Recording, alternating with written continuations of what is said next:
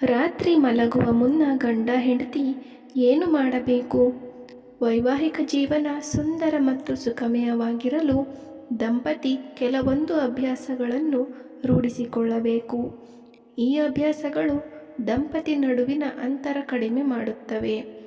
ನವ ದಂಪತಿಗಳು ಈ ಅಭ್ಯಾಸಗಳನ್ನು ಫಾಲೋ ಮಾಡಿದರೆ ಮುಂದಿನ ವೈವಾಹಿಕ ಜೀವನ ಸುಂದರವಾಗಿರುತ್ತದೆ. ಇಬ್ಬರೂ ಒಬ್ಬರಿಗೊಬ್ಬರು ಕ್ವಾಲಿಟಿ ಟೈಮ್ ನೀಡಬೇಕು. ವೈವಾಹಿಕ ಜೀವನದ ಗುಟ್ಟು ಬೆಡ್ರೂಮ್ನಲ್ಲಿ ಇರುತ್ತೆ ಅಂತಾರೆ. ಈ ಖಾಸಗಿ ಕ್ಷಣಗಳನ್ನು ಅನುಭವಿಸಬೇಕು ಮತ್ತು ಅವುಗಳೊಂದಿಗೆ ಜೀವಿಸೋದನ್ನು ಕಲಿಯಬೇಕು.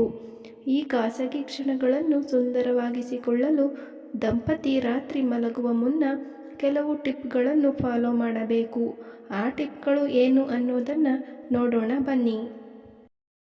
ಮೊದಲನೆಯ ಟಿಪ್ ಏನಂತ ಅಂದರೆ, ರಾತ್ರಿ ಮಲಗುವ ಮುನ್ನ ಗಂಡ ಮತ್ತು ಹೆಂಡತಿ ಮೊಬೈಲ್ ಬಳಸೋದನ್ನು ಬಿಡಬೇಕು. ಮಲಗಲು ಹೋಗುವ ಮೊದಲು ಮೊಬೈಲ್ ದೂರದಲ್ಲಿ ಇಡಬೇಕು. ಎರಡನೆಯ ಟಿಪ್ ಏನಂತ ಅಂದರೆ, ಮಲಗುವ ಮೊದಲು ಇಬ್ಬರು ಜೊತೆಯಾಗಿ ರೊಮ್ಯಾಂಟಿಕ್ ಮಾತುಗಳನ್ನು ಆಡಬೇಕು. ಮಲಗುವ ಸಂದರ್ಭದಲ್ಲಿ ಹಣಕಾಸಿನ ಮತ್ತು ಕಚೇರಿಯ ಕೆಲಸಗಳ ಬಗ್ಗೆ ಮಾತನಾಡಬೇಡಿ.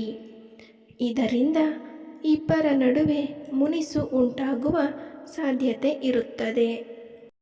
ಮೂರನೇ ಟಿಪ್ ಏನಂತ ಅಂದರೆ, ರಾತ್ರಿ ಉತ್ತಮ ನಿದ್ದೆಗಾಗಿ ದಂಪತಿ ಅಲ್ಪ ಆಹಾರ ಸೇವನೆ ಮಾಡಬೇಕು.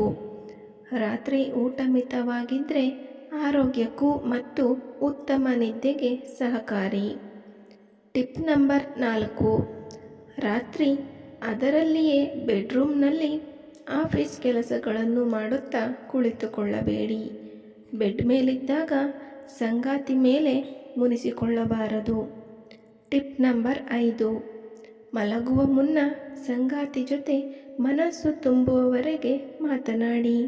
ಇದರಿಂದ ಇಬ್ಬರ ನಡುವಿನ ಬಾಂಧವ್ಯ ಗಟ್ಟಿಯಾಗುತ್ತದೆ.